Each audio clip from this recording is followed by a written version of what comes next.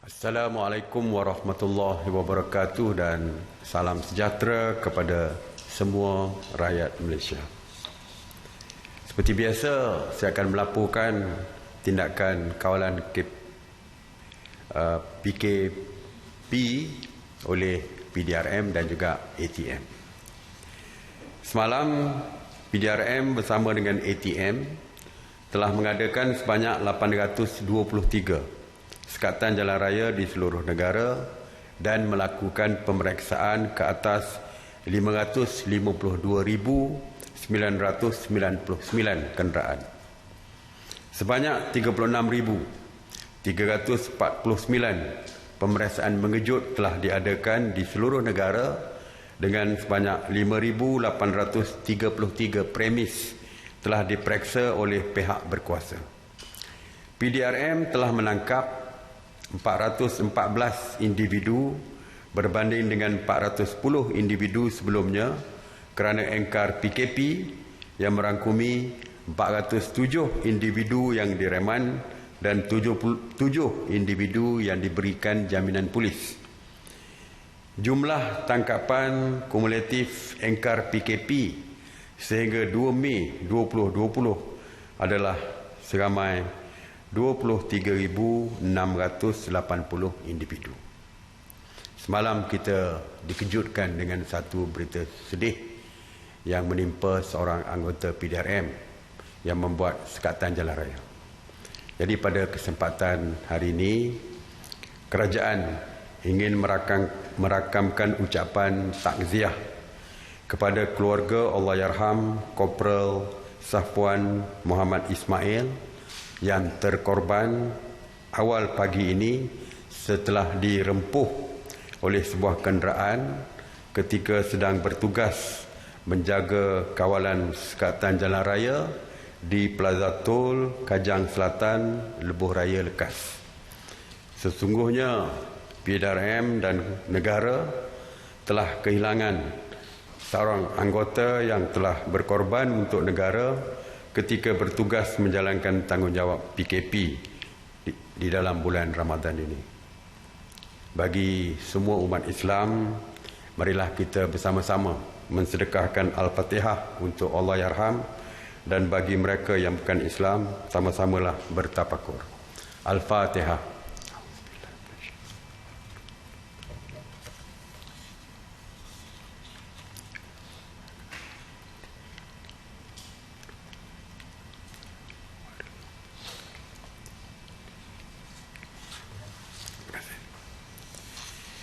Seperti kita tahu bahawa besok kaki tangan awam akan mula bertugas, begitu juga dengan pihak swasta dan lain-lain. Mulai besok, semua perkhidmatan pengangkutan awam akan kembali beroperasi seperti sebelum pelaksanaan PKP bagi memudahkan perjalanan warga kerja ke tempat kerja masing-masing. Namun, pengguna dan pengendali perkhidmatan pengangkutan awam diingatkan supaya sentiasa mematuhi garis panduan yang telah ditetapkan oleh kerajaan, termasuklah memastikan penjarakan sosial di dalam kenderaan awam dan kebersihan diri dipatuhi. Begitu juga di tempat-tempat menunggu, sama ada bas ataupun MRT, LRT dan sebagainya. Penjarakan sosial mesti dipatuhi. Bagi memastikan penjarakan sosial dilaksanakan di dalam kenderaan awam, maka jumlah penumpang akan dihadkan separuh daripada kapasiti sebenar kenderaan awam tersebut. Sebagai contoh, jika bas boleh memuatkan 40 penumpang, maka bas hanya boleh mengambil 20 penumpang saja sewaktu PKP ini. Begitu jugalah dengan MRT. Mereka hanya boleh membawa separuh daripada jumlah yang biasanya dipenuhi oleh penumpang di dalam setiap coach ataupun gerabak mereka. Jadi separuh saja yang kita benarkan. Malah untuk tempat berdiri di dalam kos juga akan ditanda seperti di dalam lift dan sebagainya. Bagi kenderaan persendirian, kita dapati tidak ada isu yang berkaitan dengan penjarakan sosial yang melibatkan keluarga dari rumah yang sama. Sebab seperti kita tahu, penjarakan sosial tidak berlaku di dalam rumah setiap keluarga. Mereka makan bersama, tidur bersama dan sebagainya. Sebab itulah kerajaan memutuskan untuk membenarkan untuk kenderaan persendirian, membenarkan maksimum 4 orang di dalam setiap kenderaan, tetapi mestilah dari keluarga yang sama, dari rumah yang sama. Jadi walaupun saya percaya mungkin ada yang cuba untuk membawa kawan-kawan dan sebagainya, ada yang engkar, dan seperti saya kata bahawa SOP ini mesti dipatuhi dan sesiapa yang melanggar SOP juga akan dikenakan tindakan.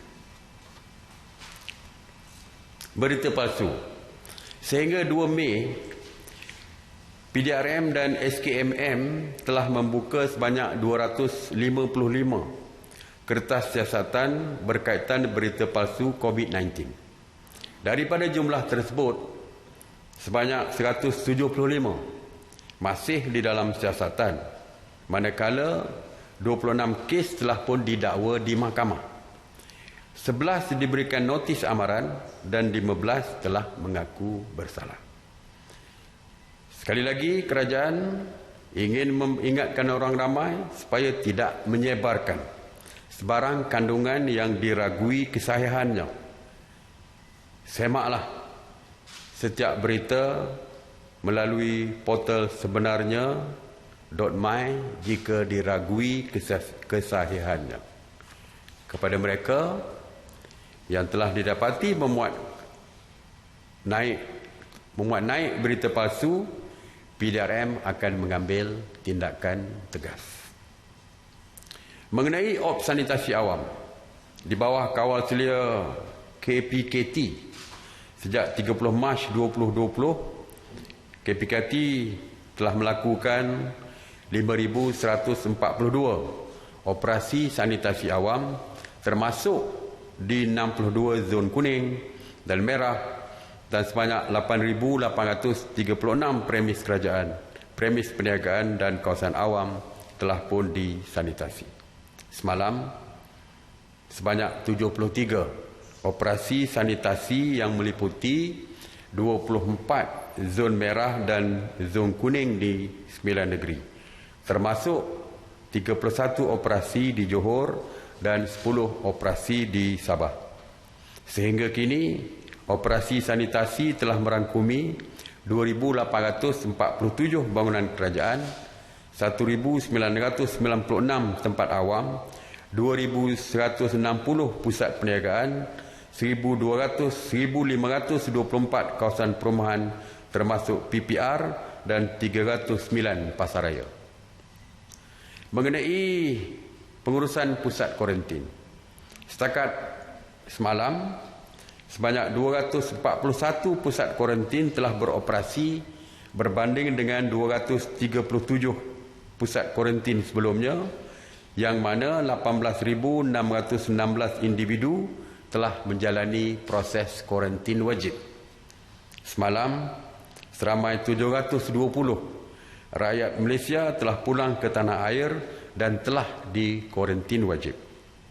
Seramai 27,538 rakyat Malaysia yang pulang dari luar negara telah dikuarantin wajib sejak 3 April 2020. Dan sejak 17 April, 14,523 individu telah selesai menjalani kuarantin wajib dan telah pun dibenarkan pulang ke rumah masing-masing. Mengenai keperluan asas, semalam Penguatkuasa Kementerian Perdagangan Dalam Negeri dan Hal Ehwal Pengguna KPDN HEP telah membuat pemantauan 25 jenis bekalan di 1,113 pemeriksaan premis perniagaan, termasuk 794 peruncit, 189 pemborong dan 30 pengilang.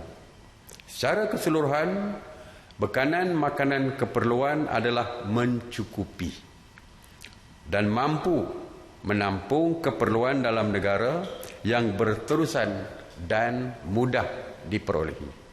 Oleh itu, orang ramai dinasihatkan agar tidak bimbang dengan status bekalan makanan dan keperluan harian sepanjang bulan Ramadan kerana ianya dijamin mencukupi. Walau bagaimanapun, jika ada isu yang berkaitan dengan kenaikan harga secara mendadak, sila lapor kepada KPDN HEP. Mengenai aplikasi MyTrace, Kementerian Sains, Teknologi dan Inovasi (MOSTI) telah mengambil inisiatif bersama kepakaran tempatan untuk membangunkan aplikasi MyTrace yang membolehkan kerajaan mengesan individu yang telah berada berdekatan dengan mereka yang telah pun dijangkiti virus COVID-19. MyTrace adalah pelengkap kepada aplikasi MySejahtera yang telah dilancarkan sebelum ini dan menggunakan teknologi Bluetooth untuk pengesanan kontak ataupun kontak tracing kepada individu positif COVID-19. Apabila telefon-telefon bimbit pengguna MyTrace berada dalam jarak dekat, telefon-telefon itu akan mengesan gelombang Bluetooth untuk mengesan kehadiran masing-masing.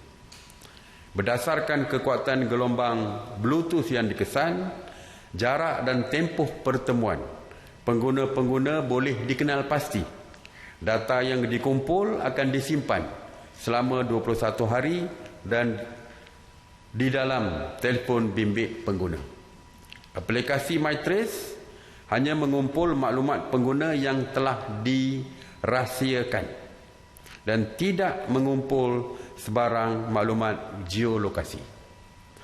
Pengesanan kontak adalah sangat penting supaya kita dapat mengetahui siapa yang pernah berada berdekatan dengan seseorang yang telah dikenal pasti positif COVID-19. Untuk memastikan keberkesanan, sasaran penggunaan adalah sekitar 60% pengguna telefon pintar di seluruh negara. Kerajaan amat berharap supaya seramai mungkin rakyat akan memuat turun dan menggunakan MyTrace. Sekiranya ada kluster COVID-19 yang baru dikesan, aplikasi MyTrace dapat membantu Kementerian Kesihatan Malaysia untuk mengesan dan memutuskan jangkitan secepat mungkin. Aplikasi MyTrace ini boleh dimuat turun melalui Google Play Store bagi peranti jenis Android, manakala bagi versi iOS pula ianya boleh didapati tidak lama lagi. Dan detail dan juga perkara-perkara terperinci mengenai MyTrace ini insya-Allah boleh didapati melalui MOSTI ataupun boleh membuat persoalan-persoalan kepada MOSTI.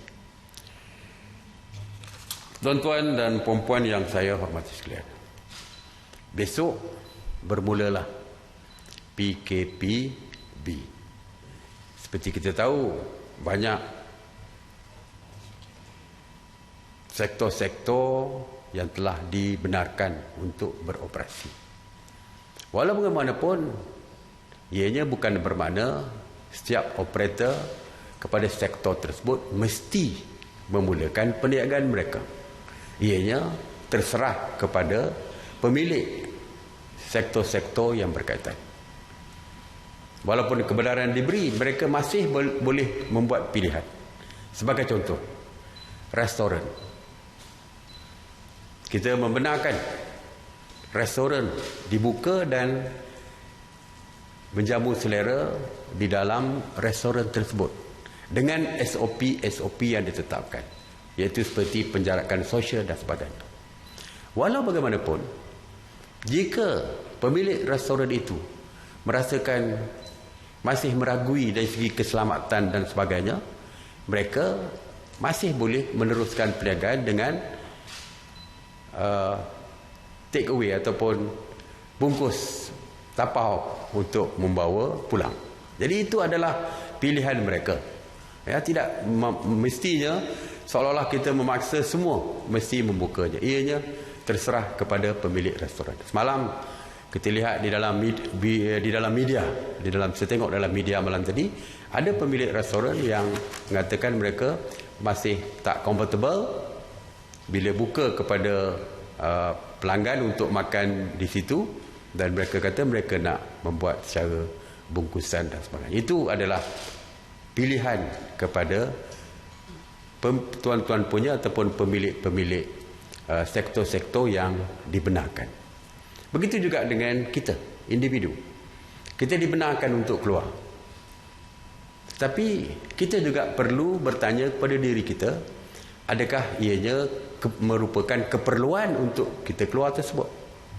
Kalau kita rasa tak perlu keluar, kerana kita juga belum yakin tentang keselamatan kita, maka jangan keluar. Keluar hanya untuk membeli barang keperluan semata-mata. Seperti membeli makanan, mau pergi ke pasar dan sebagainya. Okey, seperti biasa dulu yang kita benarkan. Dan kalau kita rasa tak perlu untuk pergi ke pusat membeli belah kerana takut kepada masih lagi bimbang kepada COVID-19 ini, maka tidak perlu keluar. Kita mesti menjaga keselamatan diri sendiri. Kalau kita merasakan tidak selamat untuk membawa anak kecil kita untuk keluar bersama, kita perlu membuat keputusan sendiri untuk memastikan kita dan keluarga kita selamat. Pakar perubatan menjangkakan vaksin COVID-19 belum diperolehi. Pakar-pakar perubatan mengatakan COVID-19 akan berada di sekitar kita sekurang-kurangnya dalam masa 2 tahun. Bermakna bahayanya sentiasa berada di sekeliling kita. Tak mungkin oleh kerana COVID-19 berada di sekitar kita selama 2 tahun, maka PKP akan diteruskan selama 2 tahun. Tidak mungkin. Kita mesti membukanya. Apabila kita memberi ruang kepada peniaga-peniaga kecil untuk membuka perniagaan mereka, kerana kita sedar bahawa mereka menghadapi masalah yang amat besar selama ini kerana langsung tidak mempunyai pendapatan. Sebab itu kita buka. Tetapi tanggungjawab untuk melindungi diri sendiri masih terletak kepada setiap individu. Kita buka dan kita tahu COVID-19 masih berada di sekitar kita, maka kitalah yang perlu menjaga keselamatan diri kita. Saya nak ambil contoh satu negara yang kecil, Taiwan. Mereka tidak pernah membuat PKP, tidak ada lockdown pun di negara mereka. Tetapi mereka merupakan negara yang paling rendah di dalam dunia dari segi kes kematian. Hanya 6 setakat ini, 6 kematian. Dan dari segi jumlah COVID-19 adalah yang antara yang paling rendah di dalam dunia. Mereka tidak ada lockdown, tidak ada PKP, tetapi disiplin rakyat mereka yang menentukan bahawa mereka selamat daripada jangkitan COVID-19.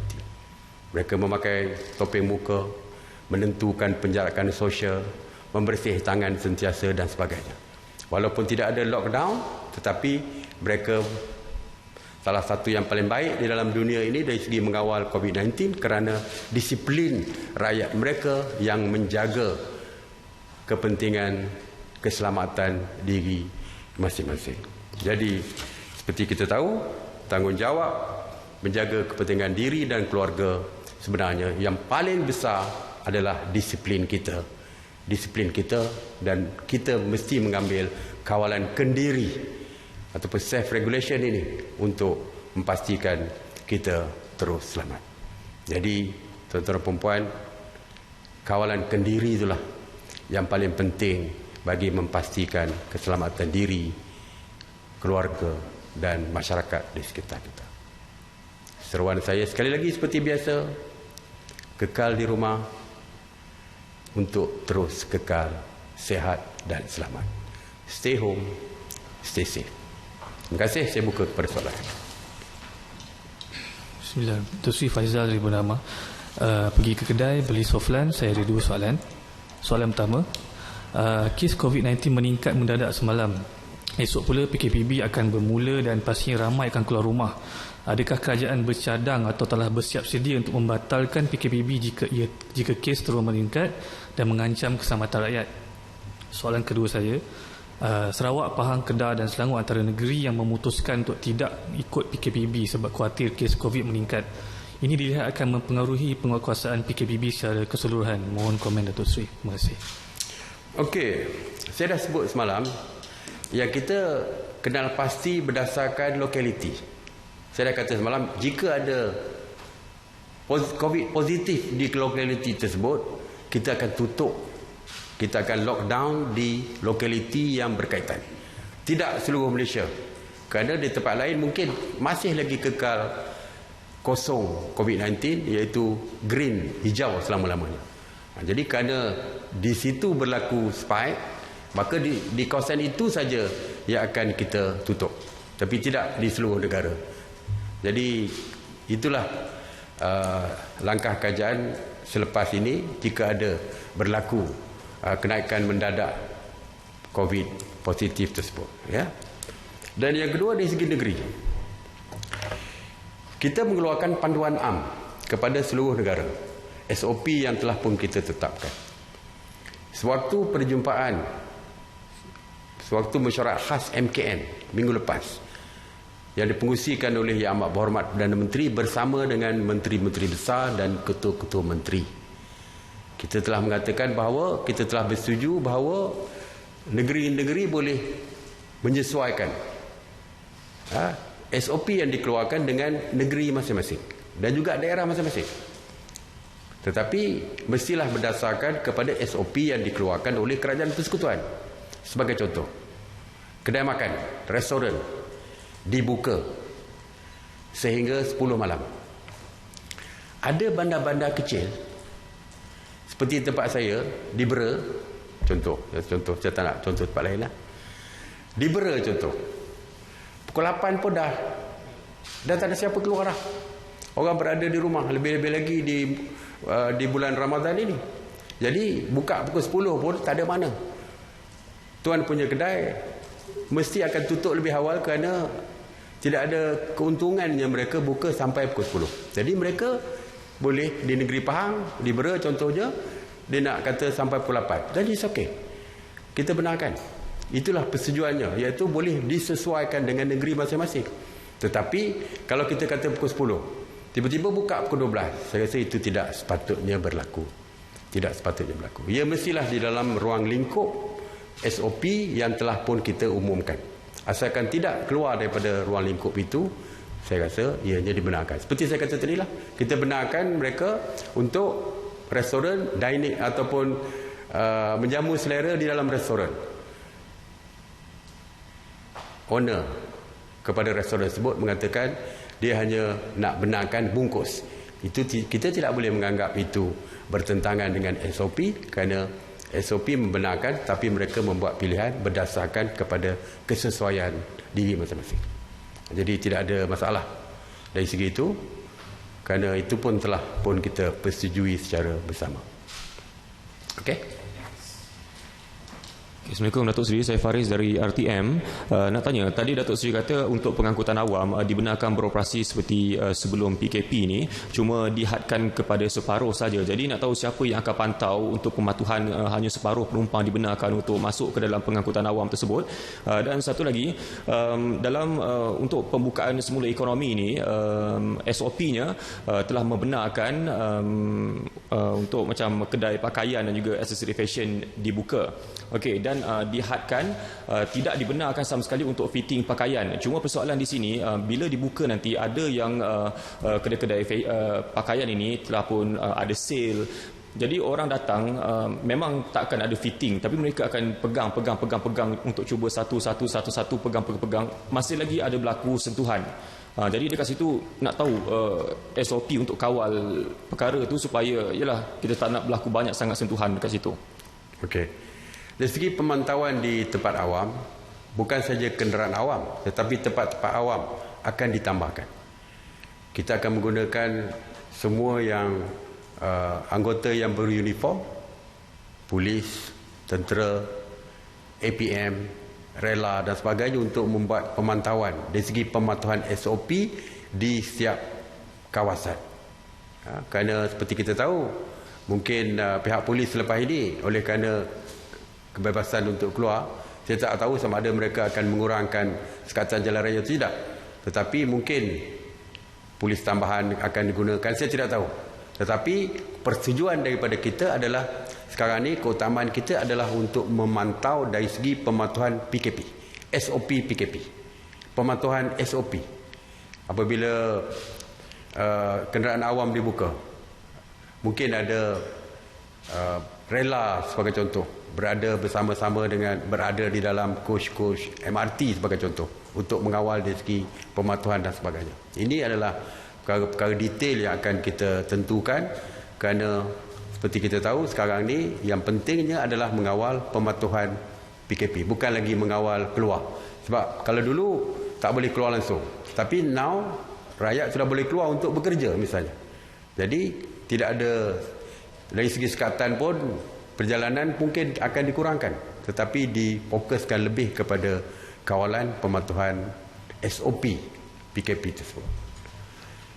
Dan untuk pakaian, seperti saya kata, salah satu SOP di kedai pakaian, kedai makan dan sebagainya, mesti diletakkan sanitizer kepada semua di depan sebelum mereka memasuki premis perniagaan, seperti perniagaan pakaian misalnya.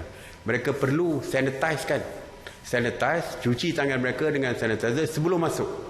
Sebelum masuk, sanitize dulu. Mereka pegang baju pun telah pun disanitize tangan mereka. Dan bila keluar, sekali lagi perlu disanitize sebelum balik. Jadi itu antara SOP yang diwajibkan.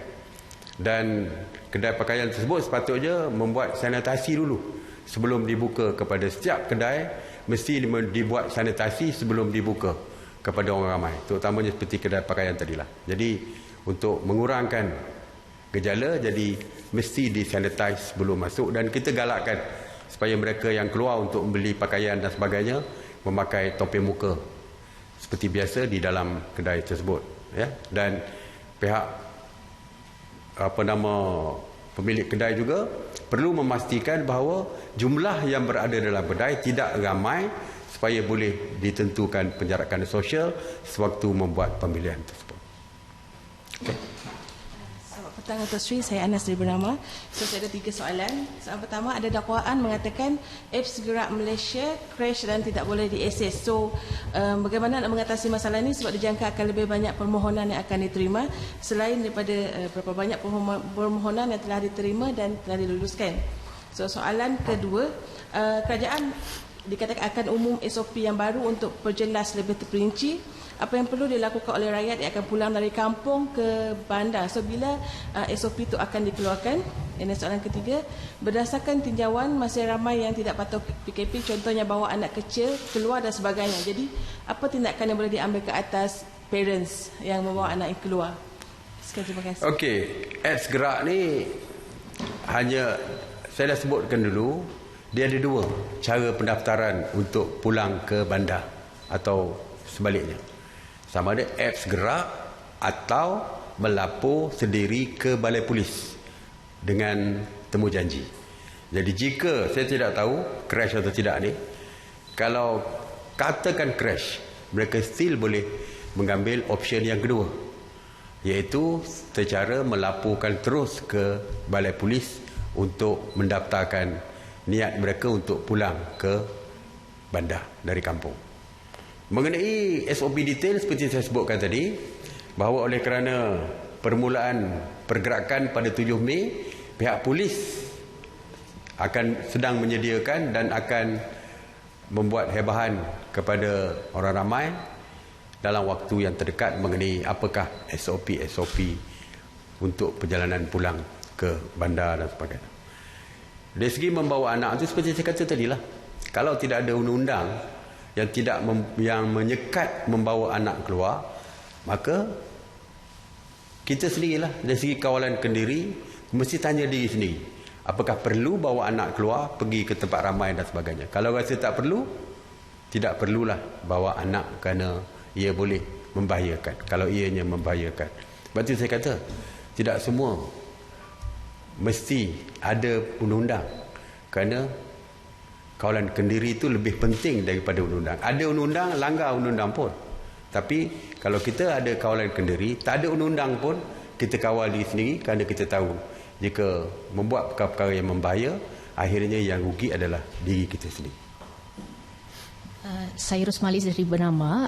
Soalan pertama saya, Amnesty International mempersoalkan tindakan pihak berkuasa menahan parti di kawasan PKPD dan katanya keputusan meletakkan mereka di depo tahanan imigresen meningkatkan risiko mereka mendapat jangkitan COVID.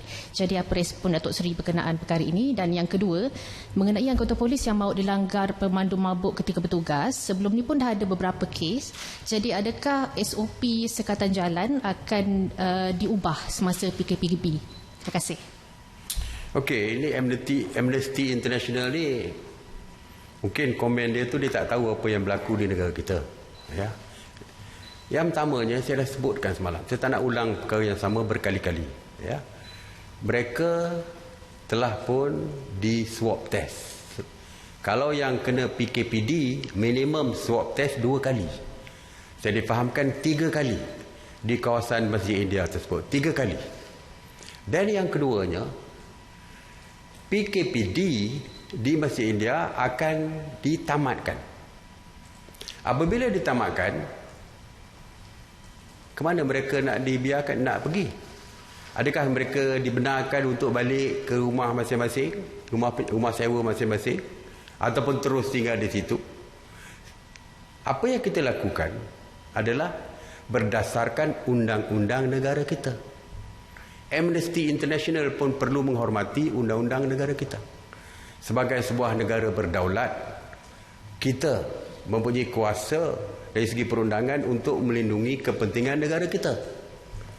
Jadi Amnesty International, terima kasih kerana memberi pandangan, tetapi keputusan untuk menjaga kepentingan negara kita adalah hak kita. Dan kita laksanakan ini berdasarkan undang-undang yang ada. Cuba bayangkan, ke mana dia nak pergi? Parti ini apabila kita bebaskan mereka keluar, adakah kerana hanya Amnesty International punya pandangan ataupun semalam Suhakam dan sebagainya, maka kita siapa yang masuk di negara kita, maka kita boleh benarkan mereka bebas bergerak walaupun tidak ada dokumen perjalanan sekalipun. Kita dah kata kita akan memperketatkan kawalan sempadan untuk tidak membenarkan warga asing masuk ke negara kita, termasuk lorong-lorong tikus pun kita akan sekat. Tiba-tiba yang ada dalam negara kita tak ambil tindakan. Jadi semua orang akan datang ke negara kita kerana negara kita parti ini dibiarkan bebas untuk bergerak tanpa apa-apa sekatan dan tindakan. Sebab itulah oleh kerana undang-undang kita sudah ada, maka Jabatan Immigration melaksanakan tanggungjawab mereka berdasarkan undang-undang itu. Dan bila sampai ke depo, kita tentu saja akan memastikan penjarakan sosial terus berlaku. Sebab itulah apabila ramai yang diambil tindakan dan dihukum penjara, dan kita bimbang penjara kita sesak dengan penghuni mereka dan menyebabkan tidak mampu untuk menjarakkan mereka, maka kita wujudkan 11 penjara khas untuk kita pastikan mereka yang dihukum penjara dapat ditempatkan di suatu kawasan yang penjarakan sosialnya dipatuhi. Jadi begitu jugalah dengan depo. Depo ini tentu saja penjarakan sosial akan dilaksanakan. Jadi kepada mereka yang mengkritik dan sebagainya, saya harap mereka faham bahawa Malaysia adalah sebuah negara berdaulat, sebuah negara yang mempunyai undang-undang kita sendiri untuk menjaga kepentingan rakyat di negara kita. Okey.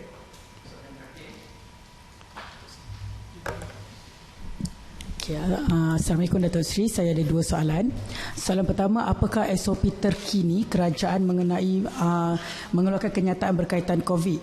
Adakah masih MKN atau KKM yang perlu kenyataan rasmi, atau ada SOP baru kerana makin ramai pihak yang mula mengeluarkan kenyataan sendiri berkaitan COVID? Soalan kedua saya, selain pihak berkuasa yang akan memantau premis-premis yang beroperasi ketika PKPB, adakah rakyat juga boleh membantu pihak berkuasa melaporkan kesalahan sekiranya terdapat premis yang melanggar SOP PKPB? Jika boleh, bagaimana saluran untuk melaporkannya? Sekian, Datuk Seri. Okey, terima kasih. Statement kita dah putuskan hanya 3 yang mewakili kerajaan. Ya, 3 yang official rasmi, iaitu Perdana Menteri, Menteri Kanan Pertahanan kerana mengurusi kluster keselamatan, dan yang ketiganya adalah DG ataupun Ketua Pengarah Kesihatan. 3. Tetapi menteri lain juga boleh untuk memberikan penjelasan. Kerana apabila saya mengumumkan di sini, membuat PC, saya tidak detail. Saya cuma mengumumkan apa yang dibenarkan sebagai contoh. Apa dia yang kita luluskan. Tapi detail SOP dan sebagainya tetap juga saya kata akan dikeluarkan oleh kementerian-kementerian lain yang berkaitan. Jadi sebab itulah ada lagi ramai lagi di kalangan rakan-rakan menteri saya yang mengeluarkan kenyataan, iaitu untuk explain yang lebih detail. Itu saja. Sebagai contoh, tadi saya dah sebut gerak khas untuk pulang daripada kampung ke bandar bermula hari Khamis. Dan saya sebutkan bahawa pihak polis akan mengeluarkan penjelasan yang lebih terperinci tentang SOP dan sebagainya. Maknanya, tentu saja dalam 1 hari 2 hari nanti PDRM akan mengeluarkan statement mengenai perkara ini. Jadi mereka hanya memberikan penjelasan yang lebih detail. Jadi bukanlah menjadi isu, tidaklah sepatutnya menjadi isu perkara seperti ini. Yang keduanya, saya sangat mengalu-alukan, iaitu pemantauan SOP bukan kepada anggota yang beruniform, tetapi semua rakyat berhak, semua rakyat dialu-alukan untuk membantu kerajaan bagi memastikan pematuhan SOP ini oleh rakyat yang lain. Jika ada pelanggaran SOP, yes, laporkan kepada pihak polis segera apabila didapati ada pihak yang melanggar SOP dan sebagainya. Seperti yang saya terangkan, walaupun kita buka, tetapi mereka masih tertakluk pada SOP. Dan jika ada pelanggaran SOP, kita akan tutup premis yang melanggar SOP tersebut. Jika ada satu syarikat, tiba-tiba ada seorang saja daripada staf mereka yang didapati positif COVID, the whole perniagaan itu akan ditutup dengan serta-merta. Jadi kita sangat mengalu-alukan. Mungkin kita dari segi pemantauan anggota beruniform mungkin tidak mampu untuk mengawal setiap tempat di Malaysia ini, maka orang ramai dialu-alukan untuk membantu kerajaan dengan melaporkan setiap pelanggaran SOP dan juga PKP ini, supaya dapat kita pastikan bahawa tidak ada lagi kenaikan ataupun jangkitan COVID-19. Kita bersama-sama memutuskan rantaian COVID-19. Okey, terima kasih. Assalamualaikum warahmatullahi wabarakatuh.